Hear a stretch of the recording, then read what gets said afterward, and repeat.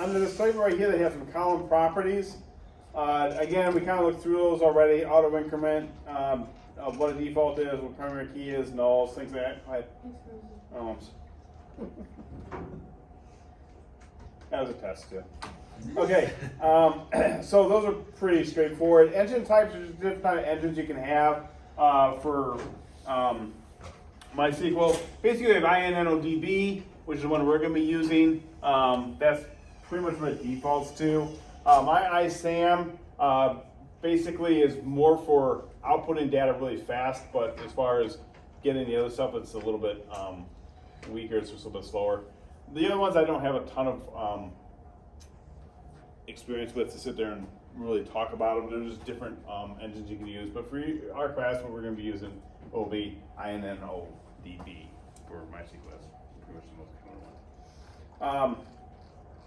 Let's go look at some select commands. So here's where I have a GitHub link to my database, or to some database files, and I basically walk you through some steps here of how to do it. Again, that create table thing, or that customers table thing, just delete that, and then you can do MySQL create SQL, and then MySQL populate SQL.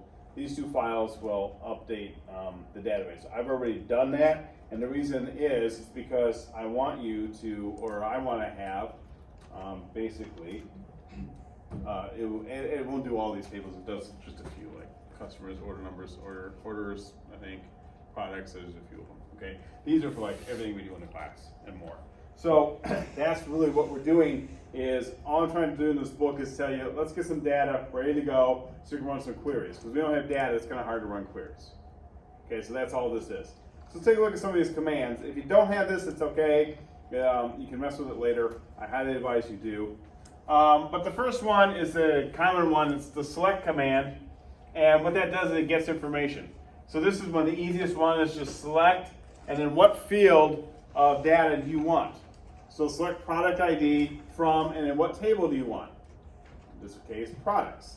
Okay? So if we take a look at this, and we just do select, I think it was prod underscore ID, I can just copy and paste it to, from products, there it is. So it basically went into the products table and then grabbed the field product ID and just spit everything out. That's all it did. Okay? That's not a big deal. It went into that table right there and it looked for that particular thing. So if we do explain, just to show you, and then we're going to kind of lightning through some of these. If we explain products, you can see I got prod ID right there. So all I did is I just said select. What fields do you want to select? This field. From what table? That table. Simple select command. Select commands always return some sort of data. That's all they do. This one is I'm selecting prod ID, prod name, and prod price from products. So now I'm picking three fields. I'm separating by a comma, and I'm saying from products. Okay, so to save a little bit of time, we can just copy like that, come right into here, and oh, by the way, if you do Control L, it takes it back to the top. And then basically, if I just click, it's right click on the mouse, it's going to paste that in there. There it is. It's just giving me those three fields, okay, of that table. Really simple stuff. This one right here, select star from products, will dump everything. Not dump everything, it will display everything. It will select everything. So the star is a wild card, and if you dump, or if you paste that in there, hit it, there's a whole table. Now the reason it looks kind of funny is because there's so much information that's wrapping. So it can get kind of hard. There's so much data right here in this column that, and we're trying to grab everything, that's kind of wrapping it around. And that's why it looks kind of goofy like that. Okay. It's just what it does. It's not perfect. Okay. Select vendor ID from products. Okay, that's again distinct rows, so it's kind of repeat. If we do this one, and we come into here, I'll show you what they're talking about. Okay, so do you see some duplicates in there for vendor ID? All right. Well, if you do the same thing, and you just write distinct, and you can spell it like that. That selects the distinct ones. Select distinct can actually be your friend sometimes, because you're going to have some tables that it's okay for them to have duplicate data, but they will have duplicate data, and that's how you get the distinct ones. Select distinct. Limiting results, this is pretty self-explanatory, okay? This one says rows start with 0, not 1, so limit 1 will return just the second row. So this one basically says limit this to 5. And this one basically says limit it to 5 to start on number 5. That's all it is, just a limit, okay? Using fully qualified table names. So you don't have to do this, but sometimes you do. Okay, so that was stupid I just said. Sometimes you do have to do this, but a lot of times it's just one table you don't. Select products.prod name from products, so you can actually prefix it with the table name dot and the field name. The reason you're going to have to do it is if you have two of the same field names in two different tables. So if you have, say, a table called products and a table called, I don't know, customers, and you have a field called ID, and you just go select ID from, we'll talk about how to do multiple tables, it's going to have a problem with it, because it's going to be like, well, what do you mean? What are you talking about? What table do you want the ID from?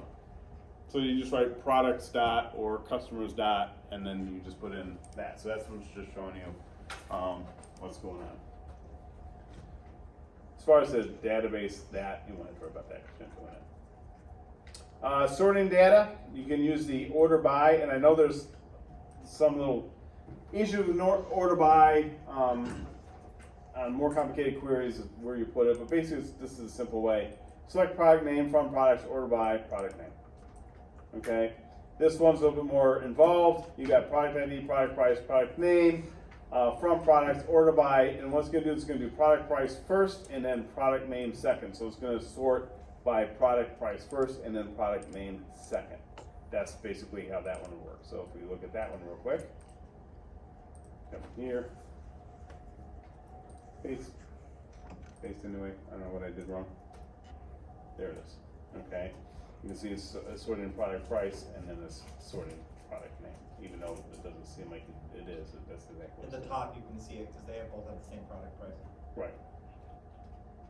Yeah, that's where it's clear. The first two, yeah. Those are pretty simple. You can do your order, descending. Ascending is default. So if you do a sort by order by product price, you can do descending. This one right here will sort product price and then descend on name.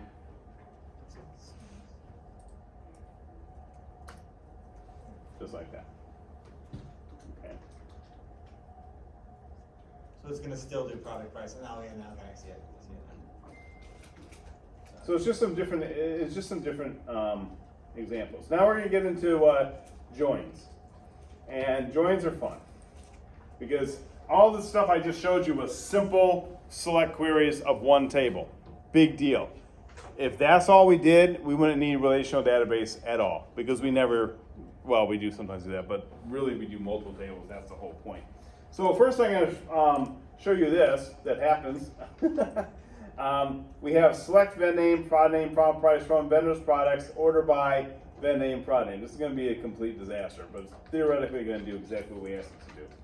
So we come into here, and we got this big long query here, and we hit this, and wow, thanks. Okay. What the heck? Duplicates. This is what the Cartesian, no, I wrote it in their book, but it's the Cartesian, I think what they call it problem. Basically what's happening is, we told it is doing what we told it to do, and we're not specifying any relationships in our query of basically where we're saying where this matches this. I'm going to show you this in a second. So it's going to say, okay, there's everything. Have a nice day. Well, hit the up arrow once. I just want to see. Sorry. Yeah. I want to see the command again. Oh, the command? The command? The up arrow, but yeah. Oh. From vendors. Yeah, so we're selecting vendor name, prod price from two different tables, vendors and products. And so they both can have order by vendor name, prod name, which the order by we don't even need, but you see what's happening? It's repeating everything. So we have a 5-ton anvil in Acme We also have a 5-ton anvil and Anvils R Us. We also have a 5-ton anvil in Furball. We also have a 5-ton anvil in Jet Set. And we happen to have all the same products in every single category we have. That's not, if you look at the tables individually, that's not there. And the prices tend to repeat too. It's repeating and over itself because we didn't specify anything. That's what's known as the, if I'm saying it right, the Cartesian product. It's a problem. Okay, it's a very simple fix. So I'm gonna look at the simple join first, and we'll look at some other joins, and we actually go back to simple join. Me personally, unless I get into those sub stuff, I mostly almost always do a simple join. Okay, where I use the where clause. But there's inner joins and other joins where sometimes you don't want to do that. So here I'm going select vend name, prod price. Same thing. From vendors and products. Everything so far is the same. But here's where I change it. Where clause, vendor's ID equals products vend ID. And those two tables, they have that ID matching. And what it's going to do is it's going to say, I'm going to select it where this one equals this one. And one's a primary key, one's a foreign key. Yep. Assuming, right? Or something Yep. like that. Well, in this particular case, yeah, probably. We can look at the tables real quick. So let's just look at vendor's ID, vendors, and then products. Okay, so let's just do this. Explain. Well, didn't mean to do that. Vendors. Okay, and then explain. I think it is product, right? And that was the right one, right? Okay, so vend ID. What's it say right there? Primary. Right. And then what did it come to in this one? Vend ID. What does mul mean? I'm trying to remember. Like multiple or mutual key? Yeah, mutual. I think it's mutual. Yeah.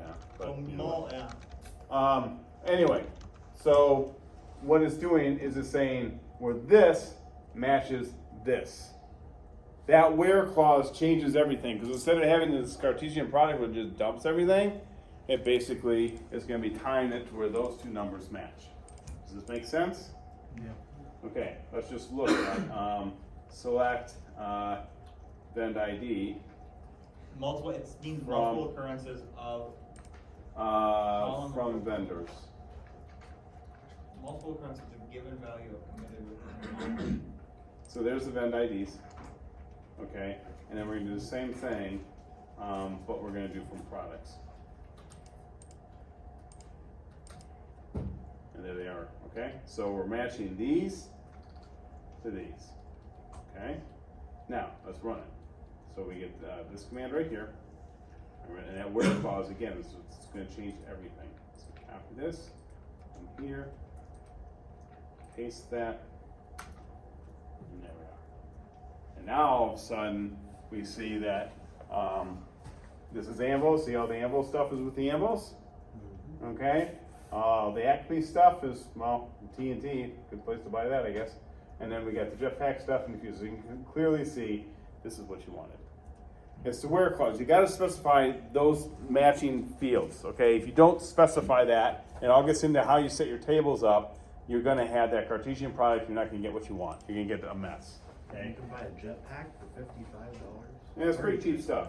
Pretty cheap stuff. Why don't you just buy like a Roadrunner instead of trying to kill it? All right, you guys, let's get off the cartoons. Back to what we're doing.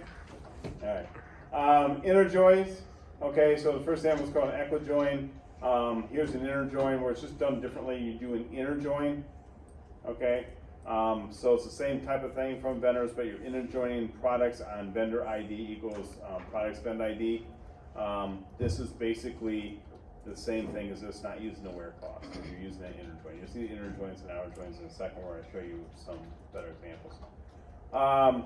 This is using when the, they only when they match or something like that. you'll see. It's a lot. You can match everything on one table, but then optional on That's the other, left and right. vice versa. That's left and right. Yeah, the inner is just. I'm sorry. Only when they match in the Venn, right? It's only when they match in outer is like when they don't match or something like that. Right. I'm just trying to make sure I remember. I don't. I'm asking. I don't. No, that's okay. Yeah, I don't think I have the outer. Oh yes, I do. I have the outer here. Here it is. but I called it left outer. So we come down here, joining multiple tables, okay? So I have prod name, vendor name, product price, and quantity from order items, products, and vendors. Now, this is just again where we're going where products vend ID equals vendors vend ID. So here's where we gotta use the table and the field, just like we saw before. But I'm adding more to it. And order items product ID equals product ID and order number equals 2005. Now this big long query here is gonna basically take it down to something really small, all right, as far as what we get back in the slide. So where does it, if you don't say, like say vend ID is in 4 different tables, if you don't say which vend ID you're doing, does it just do all of them, or does it No, just do the it first will table? it will have a problem with that. It will say, well, what one do you want? Ambiguous or something. Yeah, that's why you got to do the table dot and then the field name. See products dot vend ID, vendors dot vend ID. That's why. Okay, yeah. And that's what it's coming back with. Now, also, I just want to let you guys know, because I'm speeding through these because we're going to run out of time. But I'm not expecting you guys to like really fully grasp this, because you're not going to have to do it in this class. But I'm just letting you see how this kind of works, at least at top level. So you kind of have an idea of it. Again, you start writing stuff much more, it would be that sophisticated or actually much worse. I mean, I've seen SQLs that are just insanely long. That's really more for a database class and a lot of practice on this stuff. This is just giving you some examples to see how it works. So please don't look at this and think, oh my gosh, she's gonna make me do this. No, yours is be simple stuff, okay? Self-joins are interesting. I've never actually had to do one, but I think it's really interesting. It's basically, you're joining a table upon itself. So you have select PT prod ID, PT prod name from products, and then you're saying as P1. So basically you're creating an alias right here for the products table. Now you're grabbing the exact same table and saying as P2. I just think this is bizarre. Okay, it will work. And it basically is running a table upon itself. Okay, but we can't go products because it would be like, well, what were you trying to do? So we're creating aliases for the table by using the as. I've never actually, maybe you guys have. You ever done had to do anything where you ran a table upon itself? You can remember? We had it for the database class. Okay. We had it for the database class. It was like, I think one of like the tricky exam questions or something. Okay, but I'm talking in real life. No. Real life, I've never had to do this myself. Well, I haven't had to do much database work.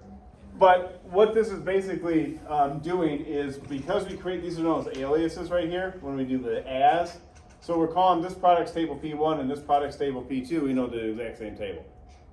And that fools, in a sense, it's like fooling it, okay? It's like a hack. And so now we're going P1 vend ID equals P2 vend ID, and P2 prod ID equals DT and TR.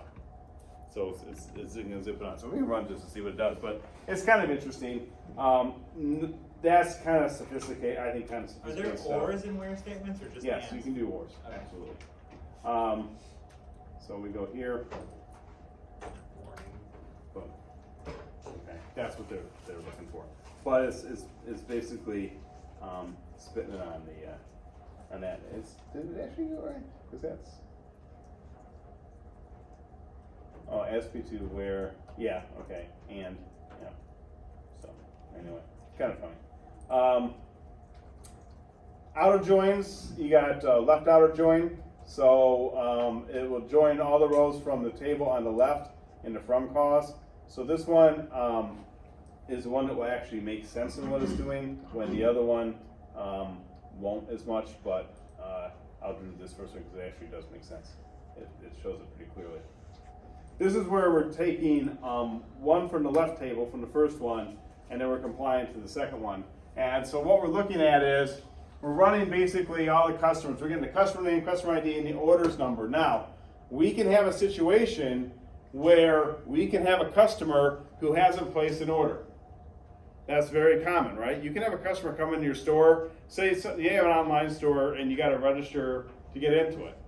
Well, you might have a customer register, but they haven't actually bought anything. So they don't have an order number, but they're there. Well, that's exactly what this is doing. So what we're doing is we're saying, hey, we got the customers table and the orders table. I'm going to basically query these together, and I'm going to be doing a left outer join on customer's customer ID to order's customer ID. When I do that, I'm saying show everything you've got on that left table for the customers, and then show the orders number, but if it doesn't have one, it will just fill in with null. You're able to see everything on one, and then everything on the other. There's a match, there's not a match, it's going to show null. That can actually be very beneficial for you, and some situations, not any, we'll be doing. It's just doing the left and right. This is actually the better example. The right one I have is, I think I have one, I think we can see it in one instance, but basically it's the exact opposite, okay? We're basically gonna, okay, that won't work. There we go, gee, wonder why that failed. Okay, maybe next time let's not grab the whole chapter 9 MySQL thing, just grab the command. Okay. Come here, boom. All right, this one's not quite as clear as to what's going on, but basically it's everything on here, but in this case we happen to have a match on both. So it's doing the same thing, it's just saying right outer join. So it's looking at the right table, which would be this one. That's all. Right table, because it's like how is it the right table? From customers, right outer join orders. That's the right table. Okay, because the right table's outer. Okay, that's the orders. Okay, I see what you're saying. It just doesn't show as clear. Okay, again, really quick on the selects. Not, it gets much more sophisticated. You get nested and all sorts of crazy stuff. So don't look at this and think, oh, that's all it is. No, it's a lot more than that. It's just this simple stuff. Nested can be hard. I remember one time in my master's class, I had to write queries for this database class that I took. And that's right, I took 2 database classes in my college career. And it literally took me like 6 hours to figure this stupid thing out. It was just insane. Anyway, okay, let's look at insert intos. Insert intos do not return anything. They just insert data. That's what they do.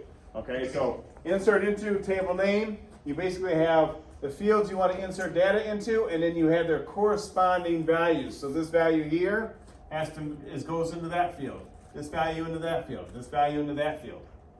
So insert into customers, customer name, customer address, customer city, customer state, customer zip, blah, blah, blah, blah, blah, values, and then there they all are.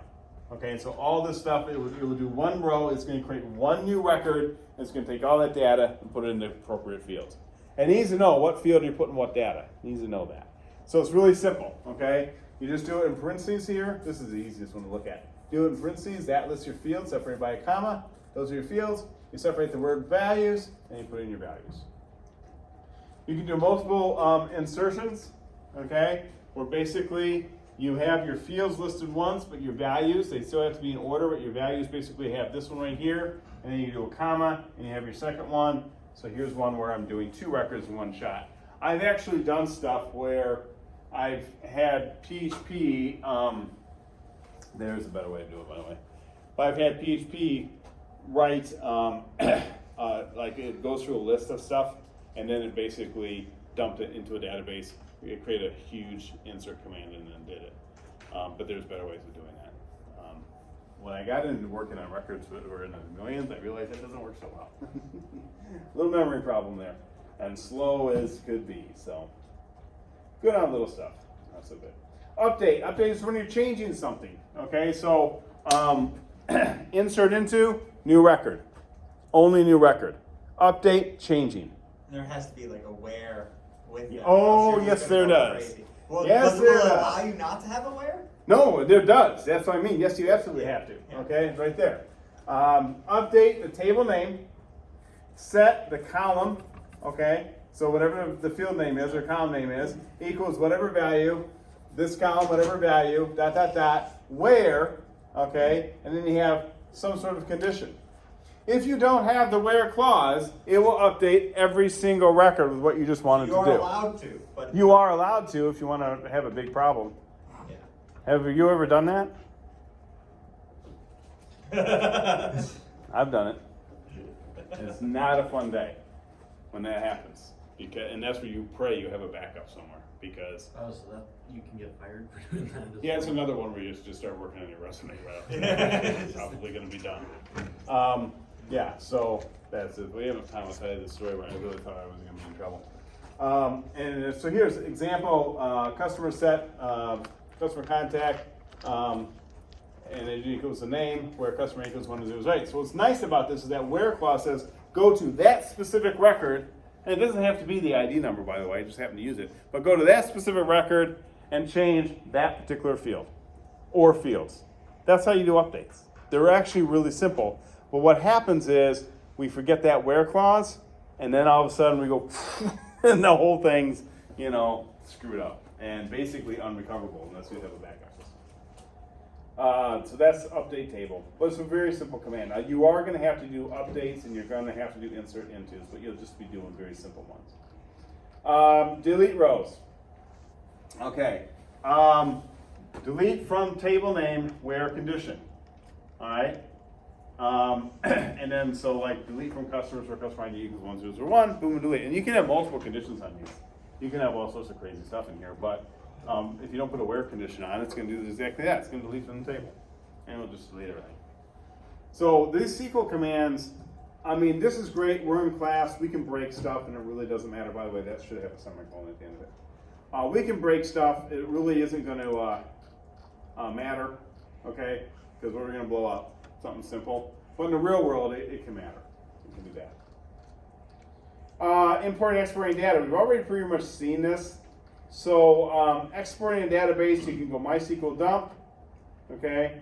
And then you go you put in your username, and P, which is going to be your password, and then you put in the database name, and then whatever file you want to dump it Does to. P say prompt for password? It will prompt for password. Oh, but how do I say, like, just on the command line, I don't? I think you gotta go space, the password, and then space again in the database name. Okay, so I believe, okay.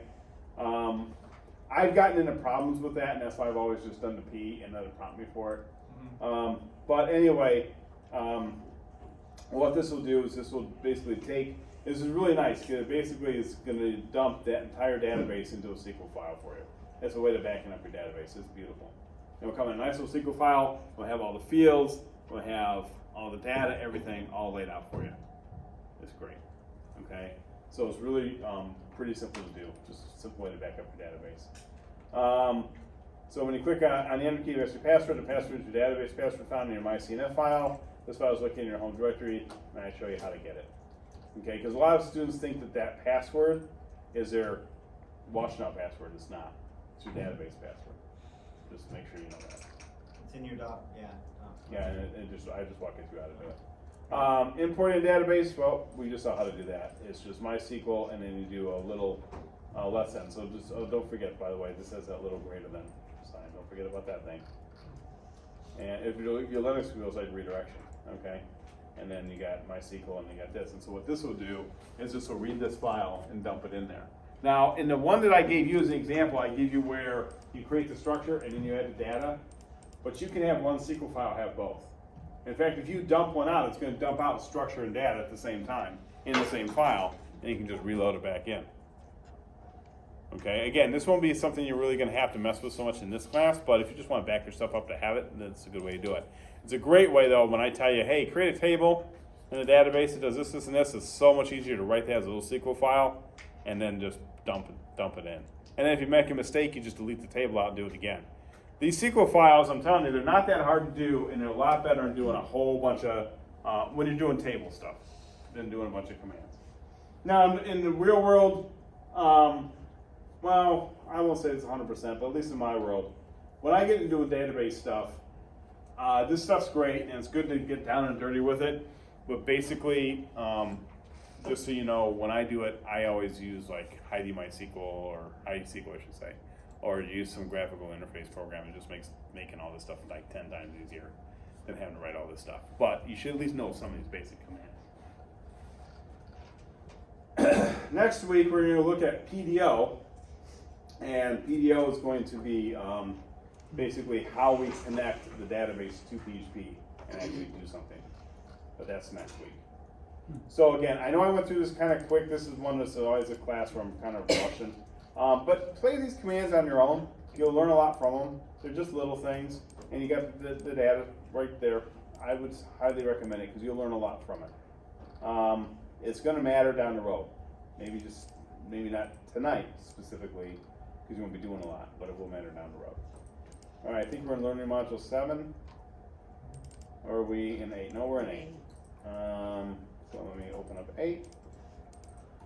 And if I did things right, it opened up your quiz and your submission. No, it won't stop at 7 o'clock this time. I preset this one up, so it's supposed to have opened up at 7:30 on both days, and it looked like it did. So we should be good. All right, assignment 6. And here we go. This is completely different. There's no PHP tonight. So the first one's a database schema, or it's known as an ERD. I kind of talked through the workflow. A customer searches for it. Now this is just a little pretend, very miniature shopping cart that's not an official one. So please don't think that would build a shopping cart. But it's just a simple exercise. A customer searches for a product by selecting a product group and seeing what products are available for that group. A customer can select as many products as they want. These values are stored in the session at this time, not a database. So don't worry about that. You're just writing the database stuff. To place the order, the customer must log in with their email and password. Once they place the order's table records the time of the order and the customer ID number for the customer who placed the order. The order info table records the order ID, product ID, amount for each product ordered. Okay. Assignment 1. Based upon the information below, create a simple ERD showing the tables and the table relationships. To create the diagram, you can create a free account at lucidchart.com, or you can use whatever software you want. I just don't, as Jason indicated, I don't want you drawing it out and handing it to me. Absolutely not. Okay? And remember, when you're creating this ERD and you're putting those table relationships together, please make sure those lines go from what field the relationships are, the exact fields. Put them in line with them. If you just run them across like students do, well, that's not telling me anything. That's just not what you do. Because if I was actually designing a database, I didn't screw it up. You can use any other software to create CRD diagrams. Don't really care. Okay, when you're done, upload the diagram to Blackboard. Okay, you cannot hand draw the DRD. When creating this diagram, make sure to use proper notation, single line, and triple crow's feet. Again, very simple stuff. Now, here's the examples of how to do the 3, and then I actually tell you exactly. So you're going to make your table like this, and I'm telling you exactly what fields they are: ID number, first name, last name, address, city, state, zip, phone, email, password. Oh wow, you give us the whole thing. I give you everything. So I do that on purpose. I want you, just build these tables and put them together. So we are going to build these tables in MySQL then? Yeah. So we are going to build But you're going to draw them and you're going to build them. We draw them and build them, okay. Yep. And can we just, for the MySQL thing, or can we just cut and paste the .sql file into the thing? Is that the idea? No, what I want you to, how are you going to show it to me? Yeah. Yeah, no, you're going to actually just take a screenshot of that table so I see them. I guess that would work, but no, I didn't think about that. That actually would be better, but Yeah. sorry. No, it's all good. I'm going to make you have to do it my way. It's fine. Yeah. I hate it when students come up with better ideas. It's like, son of a bitch, that's actually making a lot of sense. Anyway, you have to create the database tables and the rest of the server in your database. Just create the tables, fields, and add the primary key. I'm not looking for any type of relationships beyond that. Don't worry about, I gotta try to connect, because we didn't go through any of that. All right, just build me the tables, show me what one primary key is, that's it. You do not need to add any data or show any foreign keys. Your entry for each table will be INNODB. To submit this assignment, you are to use the explain or describe MySQL command for each table, and then take a screenshot of that table, post it on a Word document. So just sit there. You know how to do a quick screenshot? Well, you're a Mac, so I don't know if it works. Well, Mac is even easier, I think, if I forget It's what like it is. it's Apple F4 and then you select or Apple 4 and then it'll select. On Windows, they stole it from basically Mac, probably, like they did everything else. But you just do Window key, Shift, and S, and I'll just do it. And it will kind of darken the screen. Snippet. Oh yeah, I use this And all the time. you just do that, and there's your screenshot. I don't know why I did that, but whatever. Oh, couldn't we just do Nice Blackboard. a select star from blank and then that would show the tables and we can just. Well, copy no, the so what you text? do is you do like explain, okay, admin. Oh, and this that is- would just, that would do it This too, is yeah. all I want. And then you just do Why That. not just have the text then? What's that? It's already text, so why not just have, I'm sorry. Just thinking of- It's already text, so why not just cut and paste the text as opposed to make it a graphic now?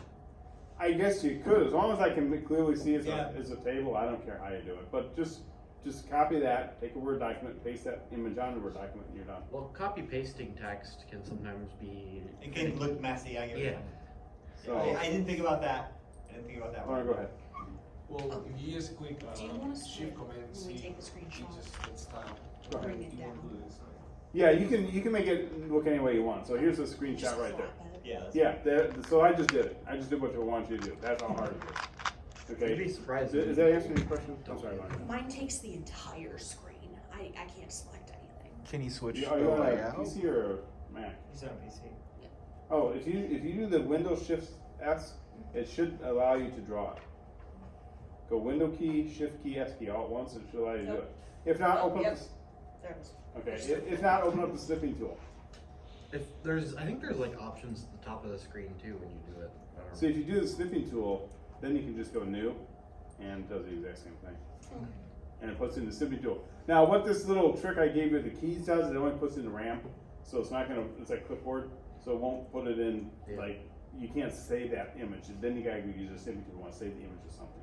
Yeah, So if you just I wanna use my copy print and screen. dump it, oh, print screen will do the whole thing. Yeah. If you do Windows Shift S, you can then select what you want. Okay. Because I was just wondering if I could do the Windows key to print screen, so that way it takes the whole thing and then crop it down. So As long as I can read it when it's done, but I think you can get more than you need, that's all I'm saying. I don't have a problem with it, but like, if you do this whole thing, how am I gonna know what the heck you're doing? Make an ERD and then do the thing. So just do the table. It's easy enough to do, but it's a fair question, I appreciate it. Okay. And so if we explain, products, whatever, just like this, I'm just doing my little key commands. Boom, open over a document, here, whatever. Okay. Yeah, I think you have 5 tables to create, so 5 screenshots. Don't throw it into throw it into Blackboard. All right. That's pretty much. I don't know why I did this, but whatever. I'd outline now this whole thing. I love Blackboard. You guys know we're getting rid of Blackboard, right? Oh, you guys probably don't know that trick, though. Oh, that's probably not big news. I got in trouble over the summer for saying that. What happened? I did. The uni got pretty mad. The UA got mad at me. But we are going to campus, so we will be getting rid of Blackboard. You're gonna campus? Mhm. That's I was already part of the happening. initial You'll see switch it from- probably over. You'll probably see it start to populate more so in the summer. It's a big mess. I mean, it's a big mess. I was part of the initial switch from C tools to Canvas. Oh, were ya? I was. It's not pretty. They actually literally made the position just for me to hate my life while doing it. I mean, it got me back into working for U of M, but it was still a pain in the ass. Yeah, it's probably was. So anyway, yeah. So we'll be saying goodbye to Blackboard soon. That's all you got to do for this. So there's no PHP. There's no nothing. Okay. There is just do this and you're done. Hopefully it won't be too bad. All right. So I got a war story to tell you because it is funny.